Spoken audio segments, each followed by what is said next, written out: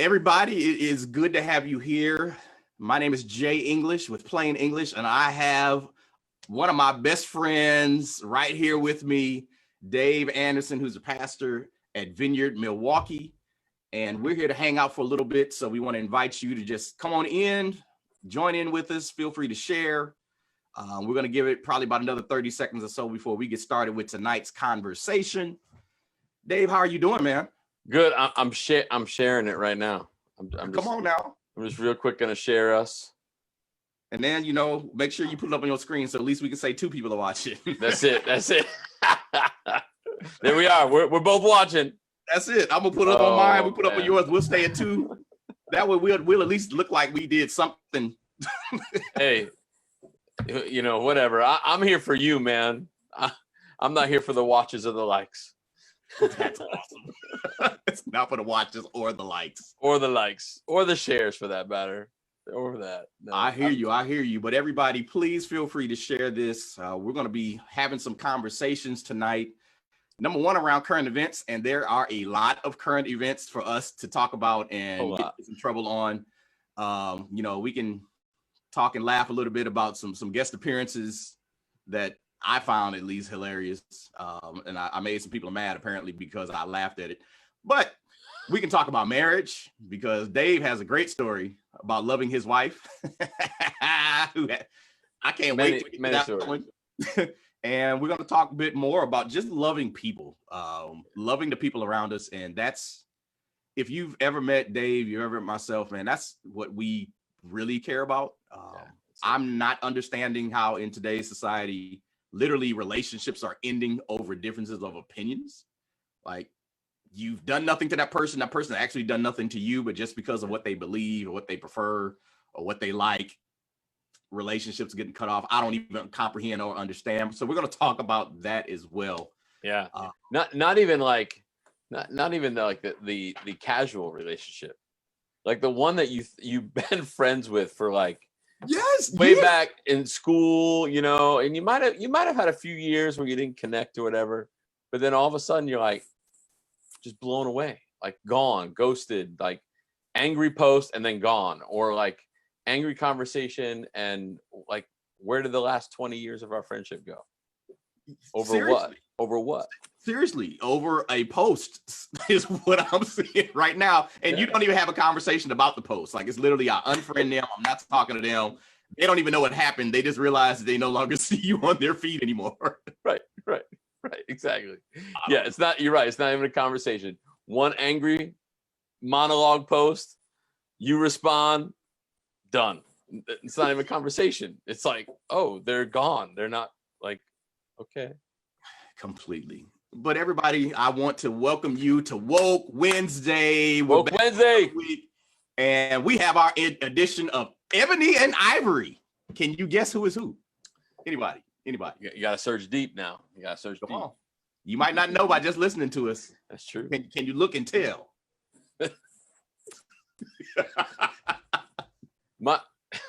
In all fair, anyone who is watching this, like, Jay's got to put a new picture on me for Ebony and Ivory.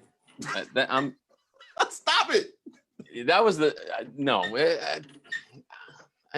was like 4 years ago.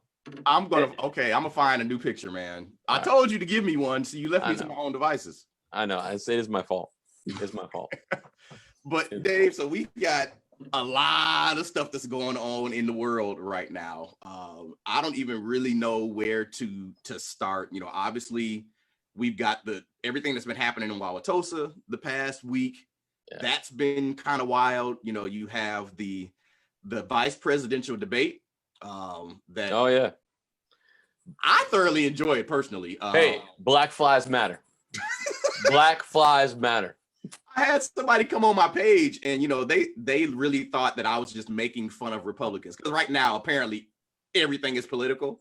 Yeah. So he sent me some pictures of a fly on like President Obama, Hillary Clinton. And he was like, if you found Mike Pence hilarious, you must have really laughed hard at them. Oh. I sent him back. I was like, I did. Like, it's equal opportunity for me. The fact, now I will say this. The fact that there was a fly on Hillary Clinton's face, like literally by her eyeball, and she didn't notice it, that's even funnier to me. Mike Pence, I get it. It was on his hair. It wasn't moving. I was literally blaming Senator Harris and the moderator for not telling him. Right. Because it was on there for a long time. Like, it was on there for a long time. Yeah. Like, hey, just a little bit, this, somebody. Something. Right. I don't know, man. So we're gonna go to commercial break. You know, something. Yes. No. Yes. It would be like me sitting here with you for like 3.5 minutes and literally something is crawling on my head. And then I find out an hour later that you sat there and looked at me and never told me. Yeah. No. That's wrong. Completely. But, you know, we've got stuff like that. Obviously, there's so much just happening all over the place. You know, we laughed a little bit, but people really are losing relationships. Families are struggling. Marriages are having problems, not just with the COVID thing, but also with this political process. And I think what's interesting, Jay, is like to start, like, you know, I was a child of the 80s and grew up with U2, and reminded of the song, you know, where it starts off, is it getting better or is things still the same? You know, are we one, really? I don't think we are right now. And I think if you start looking like, hey, where were we 4 years ago? And no matter like where you were on the political side, who knows, right? No matter where you were. I mean, I remember that night getting phone calls and text messages, and my other buddy, he tried to FaceTime me at like 11 o'clock at night. I'm all snuggled up in bed watching the numbers come through. I'm FaceTiming you right now. But, you know, and I had people who were like, thought like God had ordained the results. And then I had people that thought, oh, all hell has broken loose. Like the second coming is coming. So like had two people on opposite spectrums 4 years ago. Yes. And my mind thought, like, you know, eventually this will settle down. Like the division always happens, but eventually it'll settle down. But as I reflect over the last 4 years, I don't think it's settled down. No. I think this sort of division and divide has just gotten bigger and bigger and bigger and more intense. And it feels like that we are sort of cresting this massive wave of anger, hatred, division, and it feels like it's ready to crash. Yeah. And I'm just feeling like all these topics that we have, it's all riding on this one just wave of intensity and division that is upon us. Absolutely. You know, and it's that, you know, how is that affecting you? Obviously, you're pastoring right now in the middle of all of this. Is this affecting your church? Is this affecting, you know, your congregation at all? How are you navigating this? For sure. I know for us as a church is, and we've talked about this, we're touching the hot buttons. Now, we're never going to tell you who to vote for or things like that. Yeah. We're always going to be about centering around the gospel message of Jesus, and who we are. What does it mean to be a follower of Jesus, an apprentice of Jesus? And then how do we step into the injustices that we see? And so we're always preaching that. And in our local church, I feel like our people are getting it, and they're all in different places. You know, they're all in different places in their political views and you know, where they are in terms of economics and things like that. And so, but for the most part, they're sticking with us. They're getting it, you know. Okay. But what concerns me about like the church, Big C church, is that some people who call themselves followers of Jesus are just not. They're not getting it. And what's hard is what to do with that. Like if we're supposed to be, so I know not everyone that watches this is like a follower of Jesus. So some of you are like, I don't know where I am with Jesus. Like, and I get that. Like, and no matter where you are in exploring who Jesus is, like, and it must frustrate people that don't follow Jesus, don't necessarily, that's not their faith, get so frustrated because sometimes I feel like they know more about Jesus than some of the people who say they follow Jesus. You know what I'm saying? Because they're like, man, this person just spews out hatred. Like, that doesn't sound like what I think Jesus is. Yeah, look, I told you so. For those that are watching, my wife and I had a very interesting night a few nights ago. We had a gentleman come onto my wife's page and self-proclaimed, at least as a minister, apparently attends Bible college, and we're not political by any means with anything that we post. So if you ever go to my page and you think I'm being political, trust me, I'm not. Just give me the benefit of the doubt. I really am not thinking that hard about it. But Sonia made a post. She had a post that was talking about the reality that neither party represents the fullness of the gospel or who Jesus is, which to me makes all the sense in the world. Yeah, I figured look, you can't be any more centrist than neither one of you are representing what I really stand for. Man, this guy came onto the page and he started telling us everything about ourselves, who we were, what we didn't know, and he was going to educate us, and we were blind sheep. I mean, he started calling us names. He started just doing just a bunch of stuff, and I'm confused. I'm confused because for me personally, so first of all, for anybody watching, if you are like me and you kind of tired of people who claim to be Jesus followers or whatever, and you're struggling with some of the stuff you're hearing them say, I want to apologize. I want to apologize to anybody watching this that is dealing with some of the foolishness that I myself have to deal with. And, he's on my page saying crazy stuff. And I was trying, Dave, look, I really tried not to be petty. I had a million things I wanted to say. I had 2 million things I wanted to type. And Jesus, I thank God for him in my life, because the petty part of me wanted to go to his page, find out all the information I could, and just start like roasting him on everything. For those that don't know what roasting is, let me educate you on Black culture. Roasting is what we do to respond to people when they say something crazy. We find out things about you, or we look at you right where you are, and we literally start going down the list and making fun of you or making snide comments, sarcastic remarks. Yeah. The goal is basically to make you mad enough to leave me alone. Hitting all the hot buttons. Every hot one I can find. So, Facebook could tell me your whole life story. So I wanted to go to his page, find out everything I could, and just have like the next hour tagging him in everything I wanted to say. You can't do that. That's not the correct thing. So for anybody that says you're struggling with the thoughts, I still struggle too. But I didn't do it. I'm with you. So hard. I didn't do it. But I did have the one remark I put. So you're the Christian, right? That was my one remark I let come out. You're the Christian, right? Because I don't get it. I don't understand it. Nothing in me, from what I know from the Bible, from what I know of studying Jesus, from living this life, nothing he was doing or saying represented anything that I would say represents Jesus, the Holy Spirit, Christianity. Like, I go down the list. Yeah. But he's saying I'm operating in the Holy Spirit. I'm speaking on behalf of God. Oh yeah. I'm like, bro, you don't even know him. Oh, those guys kind of create like, and I'm sure you've seen it. They're like in every city, right? The street preacher.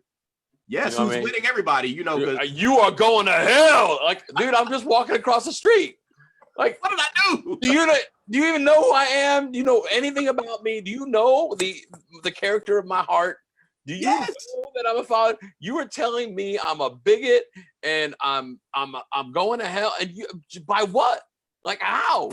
Like, you haven't talked to me. You don't know my name. Like, have you ever gone up to them and go like, hey, how's this working for you?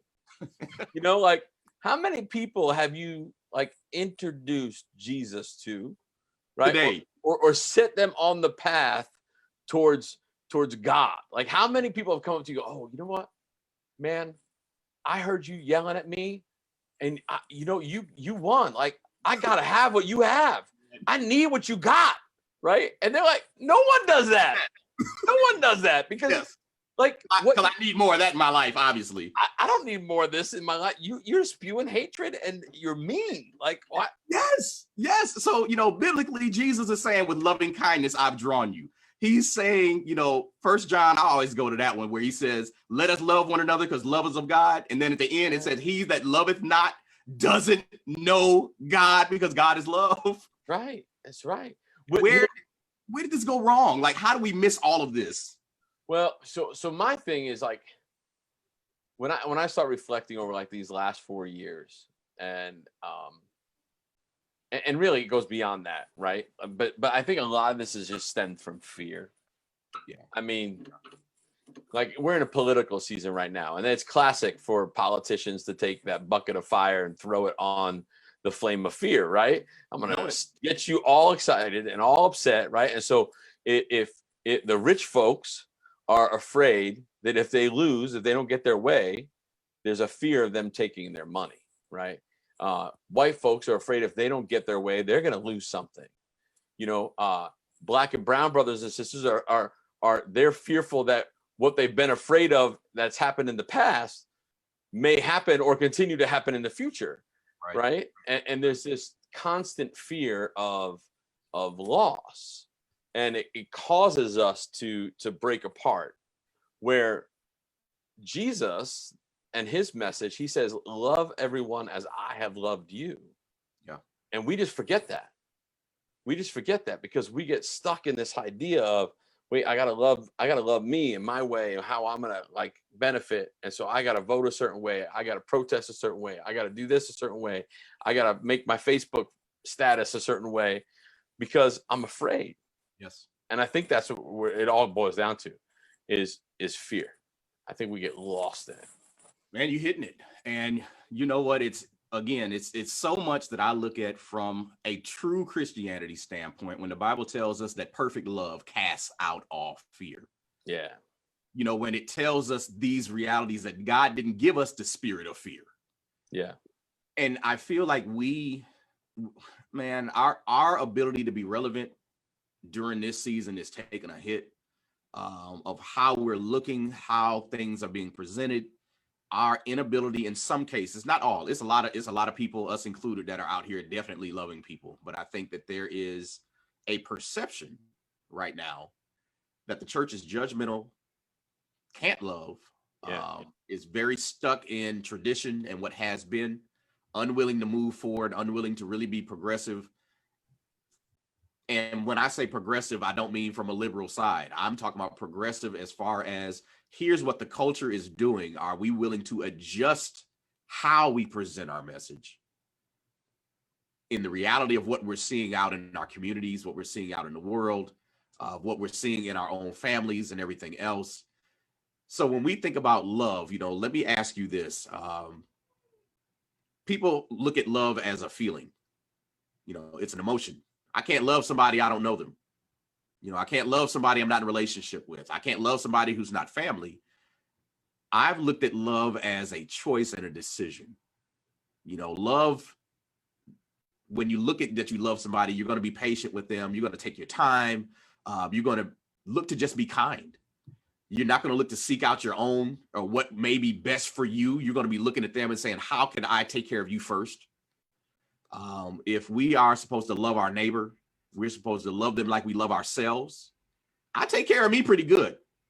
You know, if I need something, I go get it.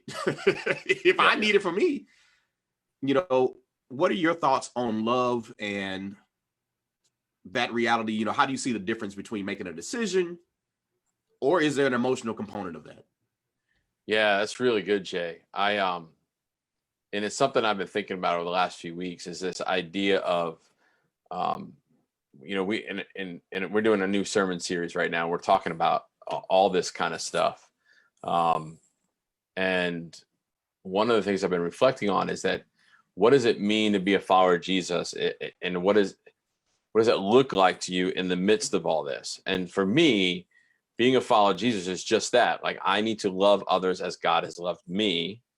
Yeah. And what I have to consciously do is filter some of those things through that very message, through my faith, which is love others as Christ has loved me. Yes. Right. So that means that I have to filter my politics through that. I have to filter my money through that. Yeah. I have to filter my marriage through that. I have to filter the way that I treat people at my job, on the street through that. Yeah. I always have to filter my actions through. I have to love others as Christ has loved me. And that's hard.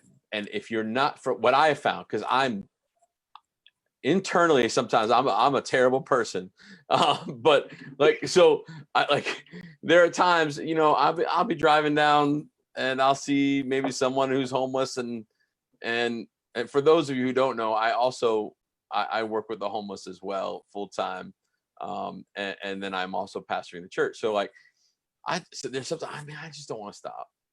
Yeah. You know, I just don't want to stop. It's your job, Dave. No, I don't want to stop. But and I can go back and forth with, it's my job and I don't want to stop or whatever. Yeah. But ultimately what gets me is not that it's my job, that I actually am employed to do this. What ultimately moves me is Christ loved me first. Therefore, I must love others. And absolutely, it causes me to go, wait, I want to step into this situation, and I want to have Jesus's eyes. I want to have his ears to hear. I want to see what he sees. I want to hear what he hears. And I pray that you just give me the wisdom to speak what you would speak as I engage this person. And I think you have to go through that filter process with everything. I mean, you go on Facebook, we've talked about, like, people are so passionate about politics right now and their opinions and everything else. And I love people's passion, right? And I'll tell you what, some people said some pretty rough things this week on my Facebook page as well. You got treated a little bit, huh? I got told a few things that people are like, oh man, you shouldn't have taken that. Like, and I was told to grow a pair and, get my head out of this and that and the other thing.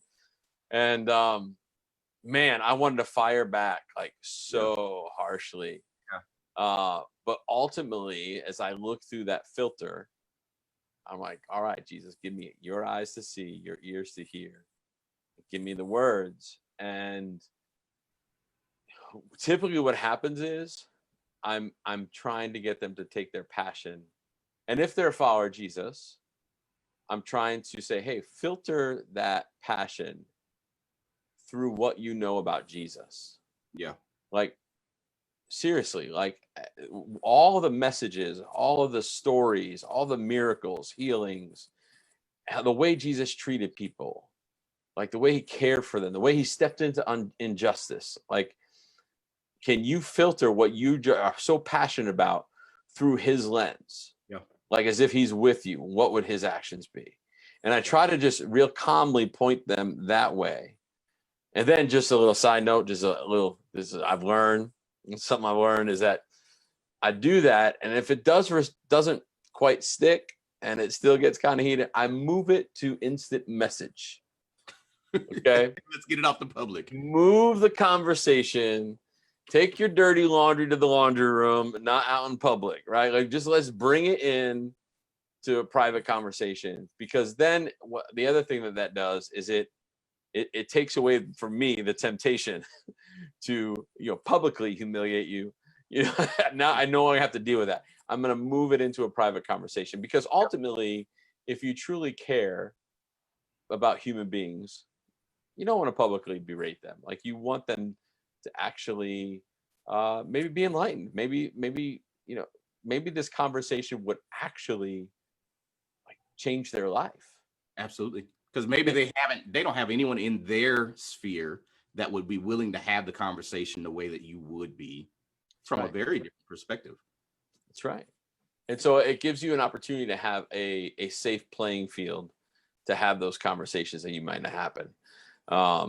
So I have a question though for you, like, that I've been sort of struggling with, and it kind of goes along these lines. Is like, so, whether you're a follower of Jesus or not, I guess. Let me think this. And actually, no, this is more for someone who's a follower of Jesus. You're dealing with some of these people who claim to be Christians, and you might have known them to be, but there definitely isn't this oneness in Jesus. Like, there's very clearly like two opposite. There's a big division there, right? Yes. Like huge. Sometimes like whatever. You know what I'm saying? Yeah. And so what I struggle with is how do you approach this idea of that we are one in Jesus without watering down the injustice that you see around you. Like when we're dealing with racial inequality and stepping into that as a follower of Jesus, and you have other followers of Jesus who are claiming to be Christian and are not walking arm in arm with you. Yeah. And you're going, we are supposed to be one. I am supposed to love others as Christ has loved me. And I'm seeing people in pain and I need to step into this. And you've got people who claim to follow Jesus, claim to have sort of this oneness, and we're supposed to be peacemakers and everything else. But yet they are so opposite. How do you walk into that? Man, number one, I stick with the truth of the situation for me. What my testimony is, the things I've personally experienced. I continue talking about the realities that I face as a Black person living in America. I can't convince everybody. What I do is I definitely study, and studying both scripturally, but also historically. You know, I don't want to just be throwing random things out here. There are some people, and I would say there's probably a lot more of them. You have stupid people. There are some people that are just stupid. And stupidity, I believe, is a choice, just like love is. Stupidity means I refuse to learn. Here's my position. No matter what you say, I'm not changing it. I wipe my hands. I can't change or fix stupid. When there are people who just don't know, and I run into a lot of them, there are people who, there's a level of ignorance. Just you don't know, you haven't been in a relationship with people to explain certain things. You grew up in a certain town where you never saw these realities. All you ever saw was television. All you ever saw was movies. All you ever had was people that looked like you. Or there was one Black person in the town. There was two Black people in the town, and they feel those two Black people represent the other 47 million of us that live in the United States. Right. I'm happy to sit down and have real conversations. So number one, I'm gonna love people. You can disagree with me and I'm completely fine with that. It doesn't make me mad. It doesn't hurt my feelings. It doesn't make me want to shut the conversation down. If you're open to having a conversation, let's have it. I'm gonna express to you what I've gone through. I'm gonna tell you some of the historical things that I know to be true that you can go look up yourself. We know there are systemic issues in our country. Yeah. The reality is, so something that I brought up just the other week, for those that may not be aware, there was an executive order passed about 3 weeks ago. And with a stroke of a pen, anyone who's receiving federal funding, business, corporation, working with the federal government, if they are doing diversity training that speaks to America as being systemically racist, they can no longer teach that. If they are talking about anything to do with white privilege, they can no longer teach that. If they are wanting to talk about any realities of oppression being brought about by one specific group towards another, we can no longer teach that, or you will lose your federal funding. So I bring up that point because when I talk about systemic power, systemic racism, the reality that people in control, people who have the power, we've been fighting for equality for how many years? Fighting for a pen stroke in our favor for how long? And you see the distress that's happening across our nation for the last, let's say, 6 months. With the protesting, you've got rioting, you've got everything, police brutality, the fights against it, the fights for it, like everything that's happening. And literally, someone in power could pick up a pen and say, you know what?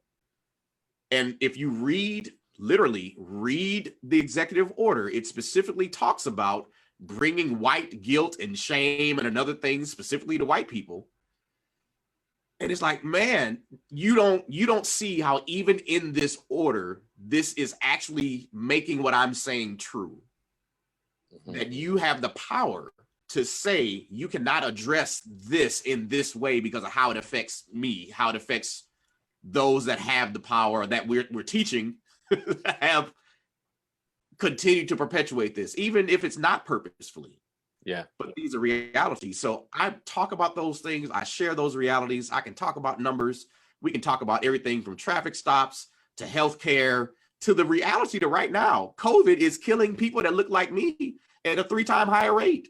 Right. These are realities. This is not something I'm making up. These are true things. So I'll present all of that. I'll ask questions. Yeah. I'll continue to love, even if you disagree. You know, Jay, I don't see it that way. You know, I don't know. I think like I love you, but I think you're kind of out there on that. That's fine. Right. I'm completely cool with that. What I don't want to do is completely blow up the relationship, because if my job is to plant, hopefully, some good seeds, I might not see the fruit from that, man. It might be a conversation with you a year and a half later when stuff starts clicking. I don't know. And that's something like I said earlier on when we started talking, is like we're seeing more of that, where you do have relationship with people, and then a conversation happens or a comment's made, and people are just willing to just sort of end the whole thing over that moment. And for me, that almost like slides them into the category when all of a sudden this becomes stupid. You know, like you said in the beginning, like pretty much I don't do a stupid. That's what I have the hard time is, how do I love stupid? Man, you can love stupid. You just don't want to argue with it. Right. That's it. That's really it, man. There are people that literally are just saying, I want to stay where I'm at. I'm fine with that. I can choose to love you. I'm going to respect you. I'm going to treat you with dignity. I'm going to honor you for who you are as a person, but also for your title or your position. Zero problems with that. So now I may not be inviting you to the next party that me and Dave are throwing at his house. For sure. I might not invite you to that. How come I'm always the one throwing the party? Man, because you got the ribs, man. You already know. That's true. Hey, y'all, look, Dave got the smoker. For all my black family that's out there, look, you know, when you pull up to the family reunion, when they got the big, huge black smoker, you know the ribs about to be fired. So when I pulled up and Dave had that in the backyard, yeah, that's true. I knew I had a brother for life. That's true. That's true. Yeah. So now I'm hungry. We gotta end. I gotta go fire up the grill. Anyway, no, I think I hear what you're saying, and that's really true. So the people that are listening right now, that let's break down like how can you, we didn't talk about talking about this, but how can you diagnose, let's help people out real practical. How can you diagnose stupid people? So awesome conversation. Right? I want to know,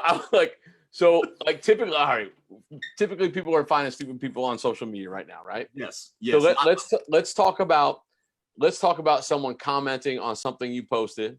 Yes. And all of a sudden you're dealing with 12 stupid people. Yes. How do you diagnose who are the stupid people that you need to love but not necessarily engage? Yes.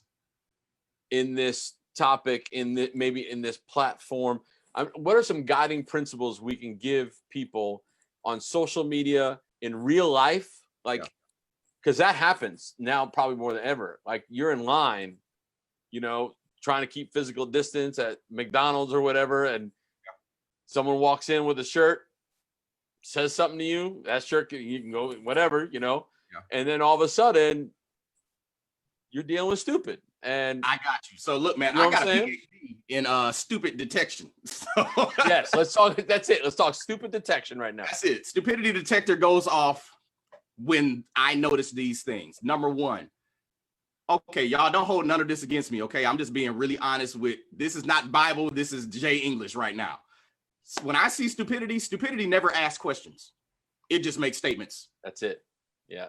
Like that's my first, when you literally, and I don't care what the conversation is, I don't care who's around, if it's online, if it's out in public, stupidity shows up and just starts making statements, has no context, doesn't know the people involved, doesn't care to know what actually happened before they arrived to the conversation. They just heard the last phrase that was made. They walk up and they start throwing out, not an opinion, because an opinion means we can talk. They throw out statements soaked in concrete.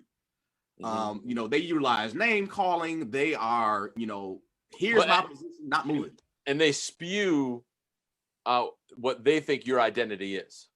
Absolutely. And it's they are constantly telling you are this, that, and the other thing.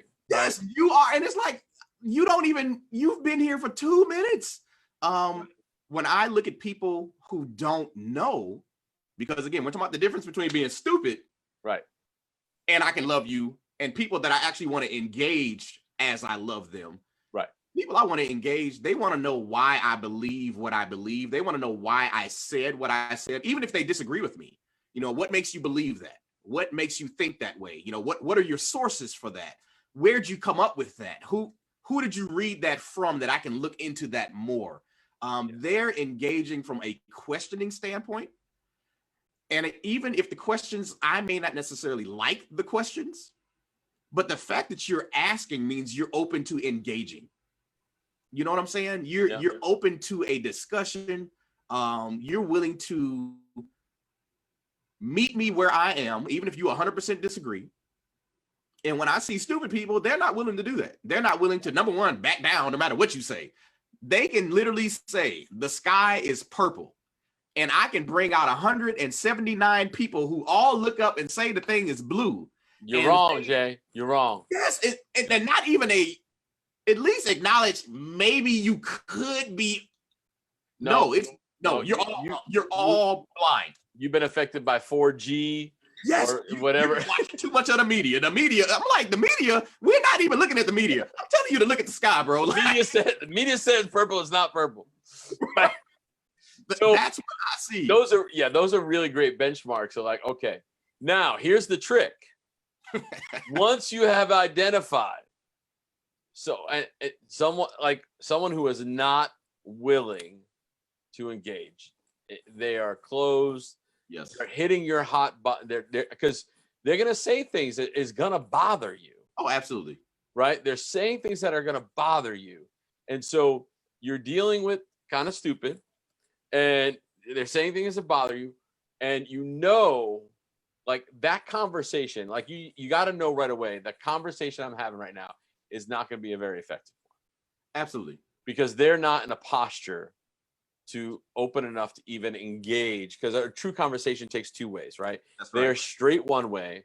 They've proven they're not trying to engage. Right. So a couple contexts here. So like, one, you could be two people who say that they're Christians, right? How do you respond to that? Meaning that this person claims that they believe the same thing you do. Yeah. So that's one. The other one is like that person may not be a follower of Jesus, but still just as aggressive. Yes. And how do you respond to that one? And do you respond differently?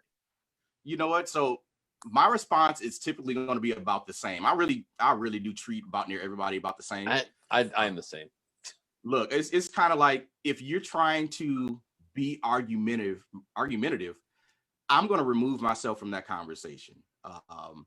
At least for me, from my standpoint, I know for a fact I've got friends and family and people that I connect with that know me and know who I am. They know what I stand for. They know what I believe. I have to represent my stance and belief and spirituality no matter where I am. So what I can't do is get into a petty fest with you. I can't do it. I can't do it because then I look just as bad as you do. Right. So, but how do you love them? Man, I'm going to tell them, number one, I disagree with you. If you want to have this conversation offline, I'm happy to. There you go. If you want to continue, if you want to go out to coffee, if you want to, whatever, you want to Zoom, whatever, I'm happy to do that. But I'm not going to continue engaging if that's in person. It's easy for me to remove myself from a situation. Hey, you guys, look, I'm not about to go down this road with you. I'm gonna go ahead and go over here and hang out with them for a while. When y'all change this conversation, I'll come back. Yeah. I've often taken that approach where it's like, hey, for me, it sounds like you are very, very passionate about this topic. Yeah. And it sounds like you have a lot of knowledge that I may have never heard before. Sometimes I wish I'd never heard again, but I might not have heard before. And to be honest, like it sounds like this is a deeper conversation that we may need to spend more time on. Yeah. And like do you want to like go for a walk or meet for coffee or if it's online, slide it over to instant message, and try to do it that way. And oftentimes what I found is that I've showed them some respect right? I haven't hit all the hot buttons that I want to hit, right? And just make me feel so good and just fire back. I can rip you to shreds right now, but I'm not going to do it. I'm going to respect you as a human being, and and invite them into more of a deeper engagement. And more often than not, I've showed them enough respect where I haven't blown them up or the bridge, but most of the time they don't want to engage. Out of fear where it may go, right? But then when you do engage, and I always go back to, either if they are a follower of Jesus, I'm bringing up, life in Jesus as a Christian and what the Bible says. And if they're not a follower of Jesus, I'm sharing my story, which is in Jesus, that I'm supposed to love others as Christ loved me. And I'm always going through trying to have that filter of saying, hey, all right, so we're talking about, you name the topic. We're talking about race. We're talking about politics. We're talking about abortion. We're talking about anything. Like you name the hot button, I'm always going, okay, like let's filter this through the filter of Jesus. Like how does my faith, it can't be the other way around.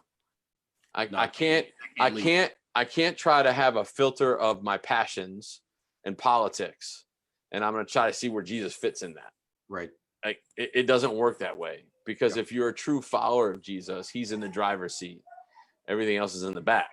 Right. Right. And so when we're dealing with those, sometimes we like to push our politics, push our different opinions and theories and conspiracies, whatever, at the driver's seat. And we're like, I'm going to put Jesus back there for now. And maybe like, we'll just figure it out. Like he can maybe tell me when to go left and right once in a while, and so having those conversations, I think taking it offline, taking it out of the heat of the moment to try to re-engage in love. Especially out of that public, because again, in public, man, people are die with an opinion because they don't want to look a certain way in front of other people. So, if you really want to help, or if a person really wants to engage, they would be, in my mind, they would be willing to have those conversations offline. Right. But there are some people, and it's a different, like I can love you, but still have boundaries. I can love you and still decide, it's not for the best for us to have this conversation. Right. We probably shouldn't talk about this because nothing good comes out of that. So why would I spend the time knowing this is going to go left on us when there's a million other things we can talk about? And that leads me to kind of my next thing, and this is this tail end of this conversation. We were looking at the mirrors that I see when I compare marriage to loving people around us. And, we start off kind of talking about love being a choice. You had me dying telling the story about, what happened with your wife and how you had to kind of, take care of her. Let me tell that this is recorded, right? Where's my wife? Look, I mean, you don't have to tell all the details, but you had me dying. But it's the reality that we choose to love, even when we may not want to do everything that comes with that. We may not want to, we may not understand. We may not want to understand. Yeah. So why don't you tell people kind of what happened? Well, it's true. Like, I mean, all of these things that we're talking about are, they're all ways that we're supposed to engage people, right? Love is a choice. Sort of. In the Bible, it said that we're supposed to, Jesus said, love others as I have loved you. Yes. So how to love is not a choice for me. I have to love people the way Christ loved me. Yeah. He didn't tell me that was an option, like, or I could love them a different way. He says, I have to love people like he loved me. Yeah. And so you can take that from your workplace, with your friends, with people who you don't like, to people within your own home, to your kids, to your wife. Jesus is in the driver's seat all the time for me. So like that is always part of who I'm supposed to be in every vehicle that I'm in. Right. So even in marriage. So we a few weeks back, I think it's a few weeks back now. My wife had some signs, symptoms possibly COVID. Yeah. You know, had a little bit of tickle of the throat. She had a headache, and the thing was she lost her sense of taste, and she may have been around someone that was positive, so she got a little nervous. Yeah. And so she got tested on a Friday, and we had to wait 3 days to get this test. And so I said, well, you got to go into quarantine. So I got her in her room. Yeah. And you know, and I'm like, all right, you're staying there until we get the results in 3 days. Right. And so she's in there, and she's a little demanding as a patient. Can I get some tea? I like some toast, with some avocado on it, maybe. Putting their orders in. And then meanwhile, I got 3 kids, and so like I'm running around trying to get things done and freaking out. Like, what if she's positive, and all this stuff? And like, what are we gonna do? And try and do laundry. And we got this puppy that's pooping and peeing all over the house. And then I'm like, hey, can you get me whatever? And I'm like, and finally I had this really cool strategy. I said, just text me. Yeah. Text me your demands. Because every time I hear her voice, I'm like, I cringe. I'm like, I gotta do this. And she was symptom free. Like, she had no symptoms like the next day. So like Saturday, she's like normal. And she's like, I think I'll come out of the bedroom. I'm like, no, we don't know. Like, we haven't gotten results back. You guys stay in there. Yeah. And so even though she was symptom free, still had a lot of requests. And so she had like a 3-day Netflix vacation in the bedroom. Meanwhile, I was like in full-blown panic mode. Felt like a single parent and a nurse and a dog trainer and all kinds of stuff. And I have to be honest. I'm gonna make it. I mean, I did my best. Yeah. I tried my hardest to love. I didn't do a great job. I'm gonna be honest with you. I didn't do a great job, but man, there are moments when you're in that heat in marriage. Yeah. Where you're just like, I just want to tee off and right now and just lay into her and walk out and just go hang out with buddies or like just. But there's this choice that I've been married for 24 years, and you have to choose that I'm going to love the way Christ loved me. And man, I tell you, you do fail at that all the time. Yeah. None of us are perfect, man. None of us. Right. And what's so amazing when you have a marriage that is founded and built upon the love of Jesus, then what comes is grace. Yeah. Along that comes grace. And so when my wife is driving me nuts with all these requests from the bedroom, I have grace. And when I fall short, which I do a lot, I mean a lot, my wife has grace for me. Absolutely. Because she's chosen to love me like Christ loved her. Yeah. And I look at that and I think that's how I'm trying. And again, not perfect by any means. That's how I'm trying to navigate life with people. My wife and I, we have a great relationship. We're great friends. But there's times when, like, I don't care how long you've been married to anybody, man. I'm sure she looks at me sometimes like, I really wish you would go somewhere, preferably away from here. And, you have those moments where you get into arguments, you have heated conversations and discussions. And for me, sometimes it is for the best for me. I might get in the car and drive for a little bit. Hey, I got to get away. So yeah. But the end result is I need to go back and we've got to finish this conversation. We've got to be able to have the conversation in a way that moves us forward as opposed to divides us. And I've been looking at marriage and saying, how can I apply the same principles that I apply in my life every day at home and apply those to the stranger I meet on the street?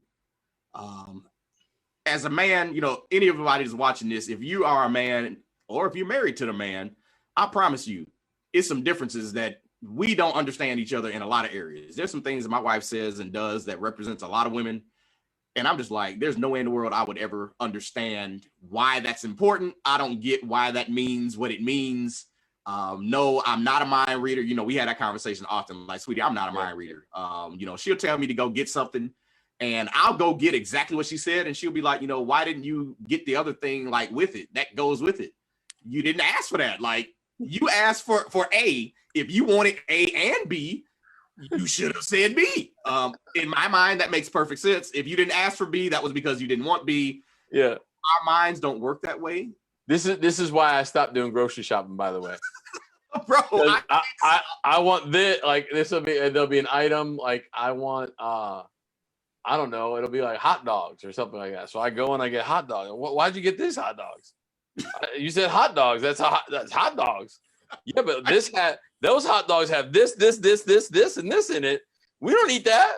Like, you need this kind of hot. I didn't know. You didn't give me the ingredient list of what to avoid. Like, right. That's your fault. That's how I look at it. That's your fault. You should have gave me an ingredient list, or you should have went yourself. You sent me, so you get what you get. But it's one of those things, like when I'm meeting people outside of my home, outside of my marriage, and that can be anywhere from friends to a complete stranger. I understand that in my marriage, I don't have to 100% understand where she's coming from. I don't have to 100% even agree, but I do have to address whatever that is according to the feelings and the realities that she's bringing to that conversation. Right. I cannot just disregard her total feelings and thoughts on that. Right. You and then think our relationship is going to move forward. You can't see things through her lenses and her experience. You just can't. And you have to have the love and grace to hear what that's like. And I had heard someone, I saw someone in the comments talk about the workplace. I think all of these things that we're talking about, I think all of that translates to the workplace. You cannot, when you're dealing with the racist at your workplace, unfortunately, you cannot. You don't know what their experience is and how they're seeing things. And I know, as crazy as that seems, and maybe I'm the wrong guy to be talking about this, but like, there is something that has happened in their upbringing that has made them racist. Bro, right? You are absolutely. Can I give you a quick example? Yeah. I had a boss that I swear was racist beyond belief. It was the worst job I've ever had in my life. And of course, it was a temporary job. I got hired for it. It was supposed to be like 3-4 months. I went in and I swear she hated me day one. Anything she could do to yell, to disregard me, to mistreat me in front of people, like, she did it. She would send me home for the most random stuff. Like, if she came to my desk to hand me something and I had gone to the bathroom, when I got back, she would tell me, your day is over, go home. Like, it was that crazy. It was nuts. So she fired me 4 different times. This was the crazy part. So remember, it's a temp job. So she was like, I'm ending your contract. That's it. You're out of here. I left one day at like 11 o'clock. I'd been there for like 2 hours and she kicked me out. I got a phone call 2 days later, like, they need you to come back because you're the only person that knows how to do that job. It was so crazy. So I came back and I'm just like, this is nuts, man. She's nuts. She's racist. I'm black. I'm tired. Yeah. I can't do this, but I need a job because I have bills. So I have to work, and I could not get another temp job. Like, I could not get another job. Nothing was coming through. I think Jesus was testing me. I was mad at him too. When I tell you, she let me go on 4 different occasions, and the company would call me back in because I knew how to do the job and I actually was doing it well, which further led me to believe she has to be racist. I'm doing the job well. That's the only reason that even makes sense. You would call me back. She actually hired another person. That person quit too. They quit on her within 2 days. She called me back. Dave, I went in the last time, and I'm completely thinking she's racist. She blew up on me, and I'm ready to quit. She went back, and maybe like 10 minutes later, she actually got into it with one of the like head bosses, and I could hear it over my cubicle, and it didn't go well. He read her rights. He tore her a new one. You know, the disrespect she had been given to me, he gave it to her plus some. Wow. To the point where, like, I almost felt bad for her, man. Like, he really, some of the stuff he said and some of the stuff he did, it was like, man, don't nobody deserve that. but you kind of do. That was in the back of my mind. Like, nobody deserves that, but you kind of do. So I'm on my way home that day, and literally I felt Jesus talking to me like, I need you to go to Walgreens and buy her something. Wow. Like, I'm not buying her nothing. Man, I had this argument. I ended up stopping at the Walgreens because I lost the argument. I went in, I bought her a card, I bought her a teddy bear and like a flower or something. And I came in the next day, put it on her desk. I wrote a note there like, seemed like yesterday was a hard day for you. Just want you to know I'm praying for you. Just want you to know, like, if you need anything, I'm gonna do the best I can to make your day easier today. I'm angry because I don't want to leave it. I left it on her desk. I went and sat down to work. I hear her come in. She comes, like, I hear her feet coming to my desk, and I'm like bracing myself, like, here we go. You're getting fired today again for the 5th time. She comes to my desk, man, and she sat down and started crying. Wow. She starts crying, and she started apologizing. She said, I know I have treated you like crap since I met you, and I'm sorry. Now, I've been thinking she's racist this entire time. She told me that her husband had cheated on her. She has a 6-month-old child. She finds out her husband's cheating on her. And in this space where she's been for the last 2 weeks, because she had just, not 2 weeks, the last 2 months that she had found this out, she was like, right now I'm struggling with men, period. Like, I hate all men. And I needed this position filled. They brought you in, and you represent everything that's wrong with my life right now. I'm having to figure out my life. I'm trying to figure out my marriage. I'm trying to figure out how I'm going to take care of my child. What does this look like? What am I going to do? My finances, like, everything is haywire. And she said, I realized I've been taking all of this out on you this entire time. To your point, there are things people are dealing with, and I can't control them, man. All I can control is me and how I respond, how I act, how I love them, how I care about them. Maybe me being there changes her perception of men. Maybe it changed her perception of Christians. Maybe it changed her perception of Black people. Maybe all the above. I don't know. But it was because of my relationship with her. She actually wrote me a referral to my next job I got after that. Wow. So I think, how do you deal with it? I think we're talking about it in this conversation of how do we deal with racism? How do I deal with any of a number of things? You do the best you can to uphold the things you can control. If you need to report it. That's fine. That's part of your right, especially in corporate. Report it. You don't want to have a situation where something comes up and people don't even know you've been dealing with this for however long. Be honest about it. But even as you're being honest, how can I respect and love and treat this person with honor and dignity in spite of how they're treating me? Yeah. Because sometimes you find out, man, what you thought wasn't even what was really happening. And you get to play a role in changing that situation for a person. Yeah. Wow. Jay, that's really powerful. Man, it blew my mind. It made me, like, even after the fact, I almost cried after the fact when I thought about all the things I wanted to say and wanted to do that would have led to a much different outcome. And taking the time to simply do something. I mean, I think my gifts cost me all of $8, man. Right. But it was just recognizing something's going on. I don't know how to fix it. I don't understand it. I don't get it. I don't even agree with your actions or your stance right now. But what I do know is you're a person. I do know that I have the ability to choose to love you in spite of how I'm being treated. Yeah.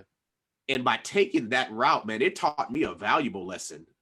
Well, I think to be honest, the most important thing you said is you had to you brought that to the filter of love, right? You said you had the conversation with God.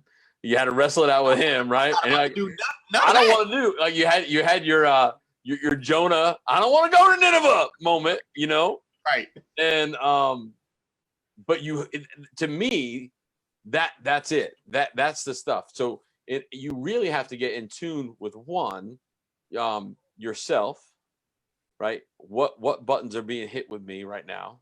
Yeah. And so I got and why? Why are those buttons hot for me? Right. And then taking the time rather than react, I'm going to take that time, I'm bringing it to God, and I'm going to wrestle with him with that. Yes. Because he's big enough to handle it and still love me no matter what. And I'm not going to break him with it. I'm not going to break God with my problems. That's right. Right. I might break that person, right? The person in front of me, I might break that human being, but I won't break God. So I'm going to bring that to God, and I'm going to wrestle with God. And then he presented to you what your next step was, and and it was an act of love. And it changed everything, man. Like when I tell you she was my BFF for the next like month that I was there, it was almost scary. The difference in the treatment that I got from like that one day to the day after, our conversations, how we talk, how we engaged. Like she threw a whole party for me when I was leaving. She took me out to eat. Like it was unbelievable seeing the difference that something as simply as sometimes, man, love really has to be the answer. Yeah. And that's the hard part. We have to make that choice. We have to make that decision. Now, again, it doesn't mean you let people abuse you. No.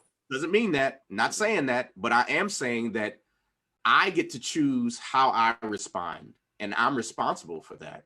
You know, so I hope that helps put a little bit to what we've been talking about of how do we love people that are around us? Because I think more people need it than they're willing to admit.